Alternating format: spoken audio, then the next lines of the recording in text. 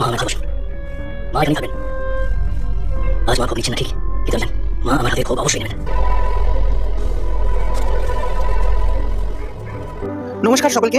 অভিক সরকার তিনি এই যে ভোগ গল্পটি লিখেছেন, প্রথমত আমার যথেষ্ট সন্দেহ আছে 14 গোষ্ঠী থেকে বন্ধুরা মাতঙ্গী কি তা বোঝার চেষ্টা করেছে কিনা।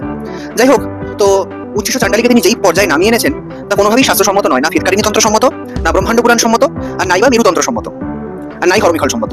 এই যে জঘন্য পরমব্রতর জঘন্য ডিরেকশন দেওয়া অনির্বাণ অভিনীত পাণ্ডমিত্র যেখানে দেবী মাতঙ্গীর চরিত্র করছেন, সেখানে যে পোস্টটা উনি শেয়ার করেছেন, ওনারা এই সিরিজটি হয়ে আনছেন এবং এটাকে শেয়ার করেছেন, যেখানে মাতঙ্গীর বস্ত্র কৃষ্ণ। প্রথমেই বলে রাখি, মাতঙ্গীর কোনো ধ্যানে কোনো রূপে কোনো বস্ত্র নেই যেটা কৃষ্ণবর্ণ। মাতঙ্গী সদা সর্বদা ঋতুমতী নারীর ঋতুস্রাবের মতো গাঢ় রক্ত বস্ত্র পরিধান করে থাকেন। আবার এখানে গুঞ্জফলের মালাও নেই, যেটি উচ্ছিষ্ট চাণ্ডালী ধ্যানে বলা, বীণাও নেই। যাই হোক, তো তিনি এই নোংরা জিনিস শেয়ার করে নিজেকে নোংরা প্রমাণিত করেছেন এবং এই নোংরা স্ক্রিপ্টটি তার নিজের লেখা, তাই তিনি কতটি নোংরা এবং কতটি অ্যান্টি হিন্দু সেটা আমরা এর মাধ্যমে আপনাদের সামনে তুলে ধরলাম। নমস্কার।